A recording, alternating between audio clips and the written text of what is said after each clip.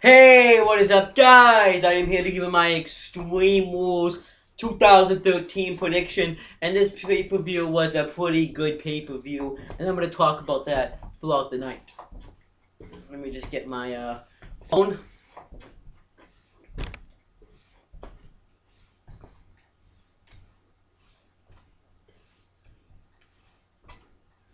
Okay, so it starts out with the pre-show, and they did like they did at WrestleMania. They had the hosts, and I'm kind of liking the host kind of thing because it kind of builds up the matches. For the host, we have a girl, some chick, don't know who she is.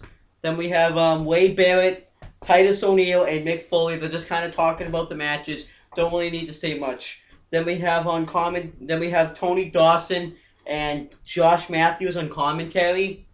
That's okay. Um, then it shows the John Cena Ryback rivalry.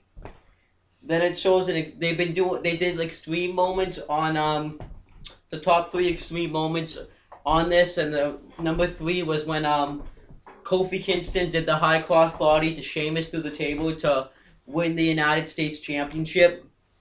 That happened at Extreme Rules 2011. Then they showed another Extreme Rules moment. They showed when from Extreme Rules 2010, it was when John Cena FU'd Batista through the announcers table.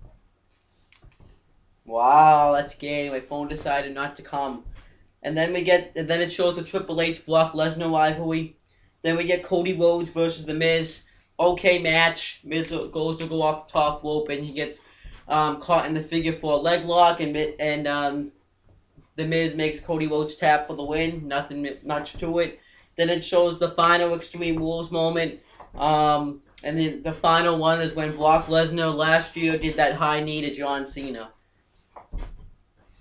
Then we get Michael Cole, JBL, because this is now the actual show. Now we have Michael Cole, JBL, and Jerry the King Lawler commentary. It shows how they've been building up the shows, the John Cena Ryback. I think they showed, and then they showed Swagger and they showed Triple H and Brock Lesnar.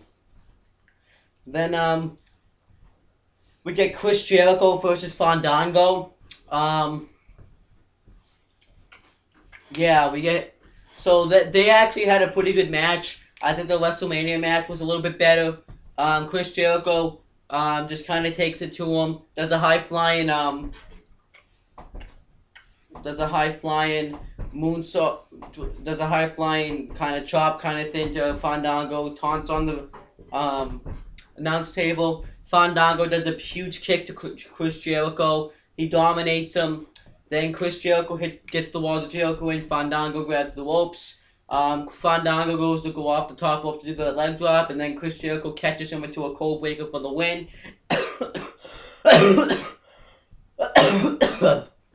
I'm not excusing myself, but happy Fandango won happy Chris Jericho won because he's been kind of looking weak since he's come back. I'm glad they gave him a win. So yeah, I don't know if I think this feud may continue though. We get a Sheamus interview.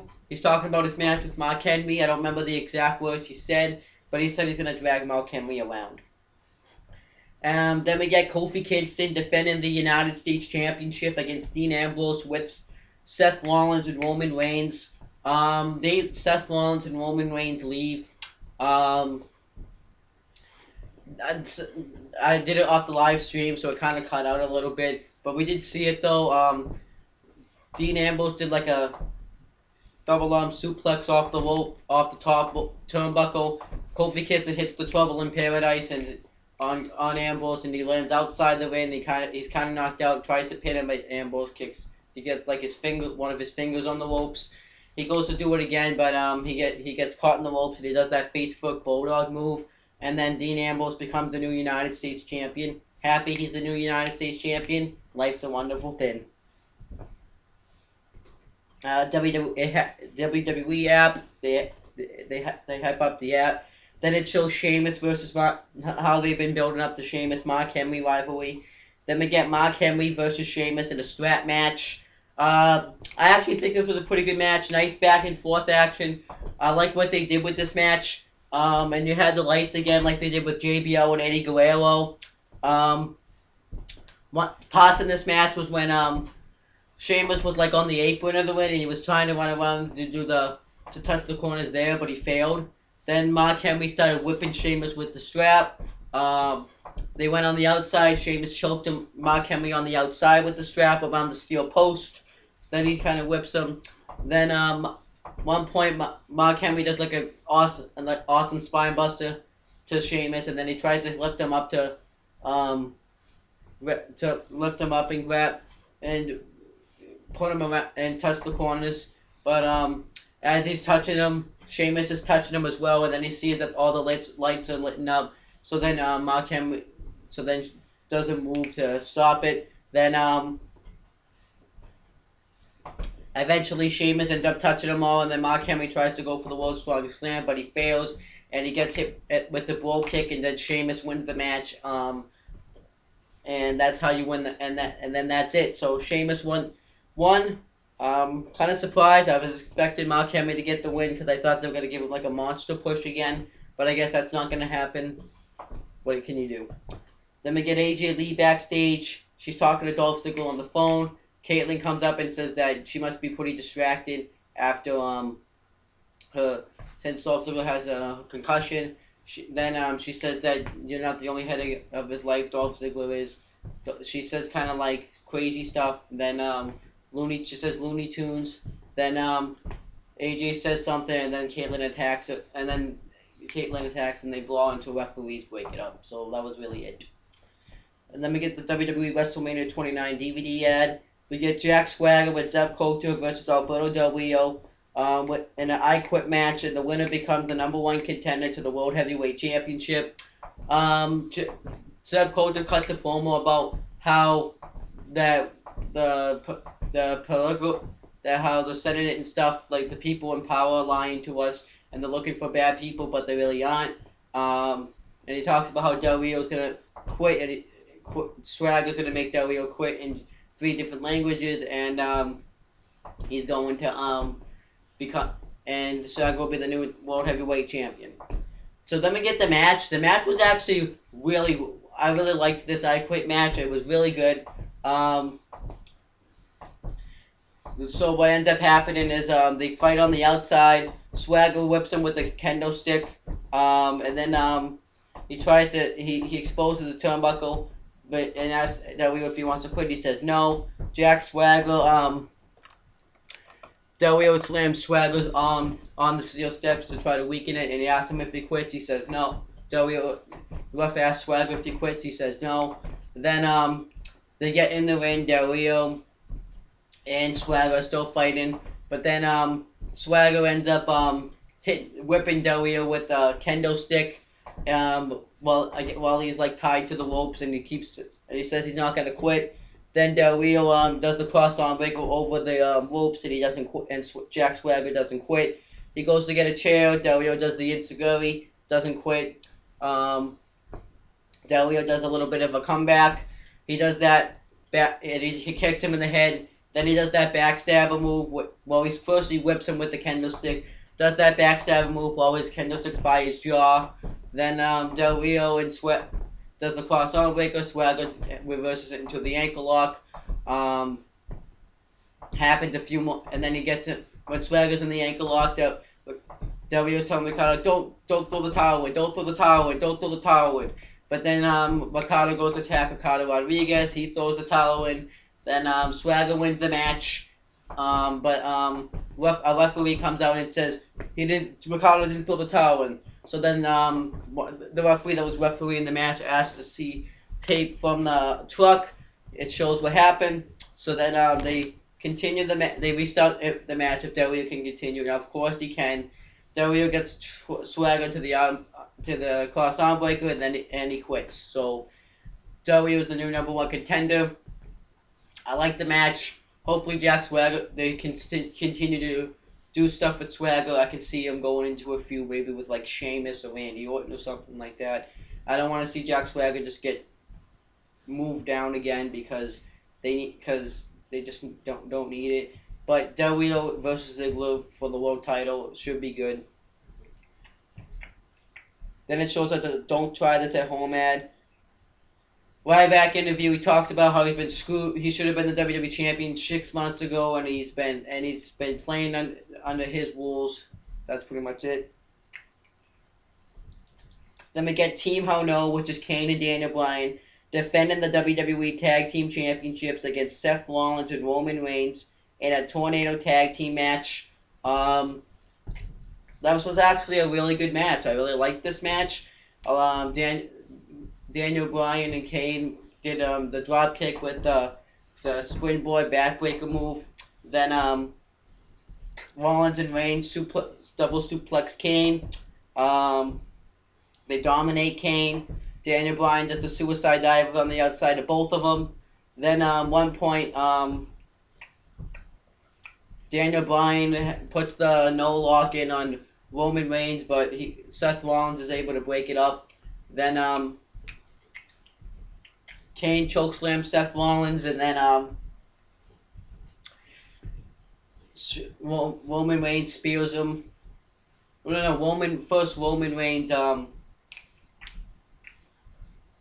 Roman Reigns says, "You want tried to break me out, Bryan," and then Roman Reigns spears Kane, and then it's just to Bryan, so then he gets him in the no lock, and then Rollins breaks it up again. Then Roman Reigns spears Kane again.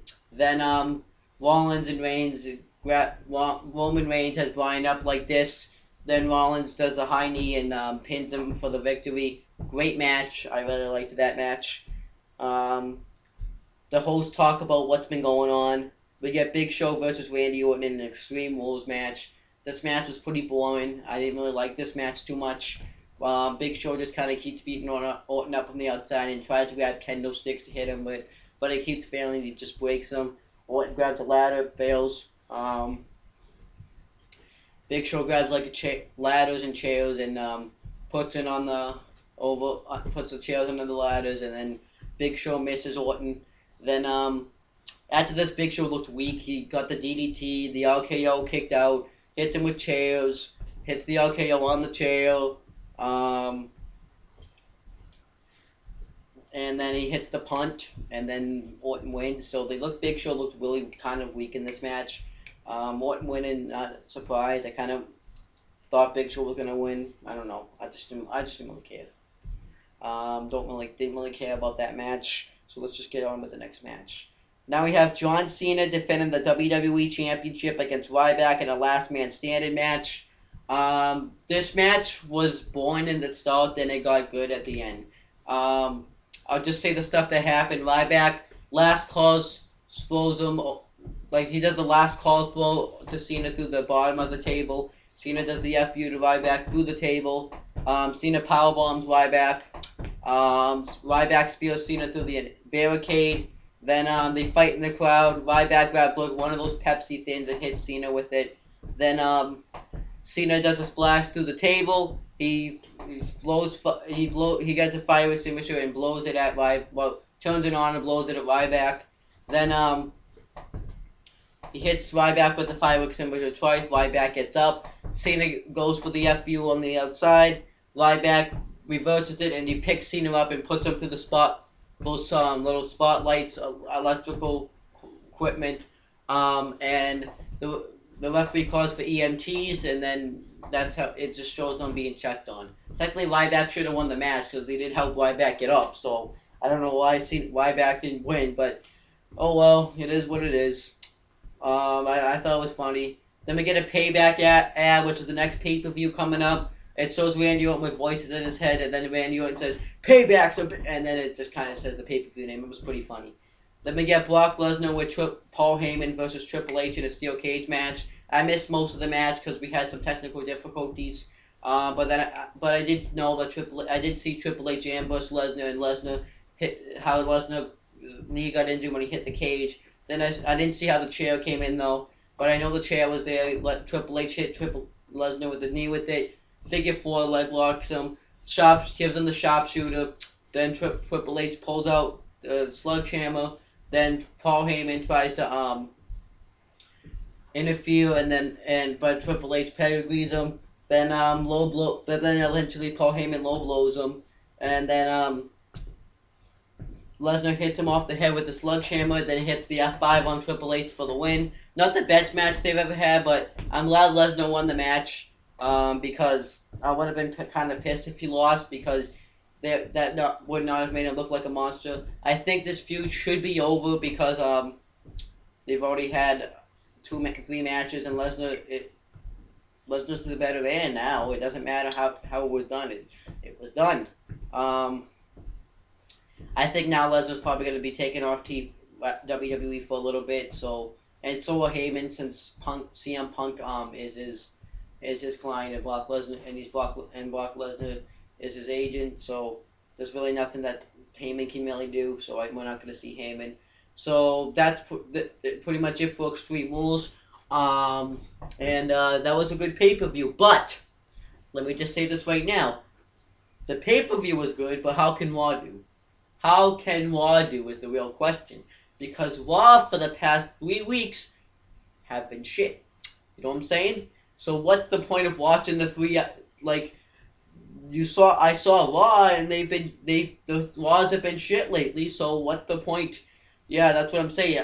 If Raw's shit tonight, don't expect a Raw review because I've already had to review 3 shit Raws in a row and I'm not gonna do that. So don't expect Raw reviews when there's shit. Unless it's shit. But if it's good, I will review them. But that's pretty much it, guys. Hope you enjoyed Extreme Rules. That's pretty much it. So see you later.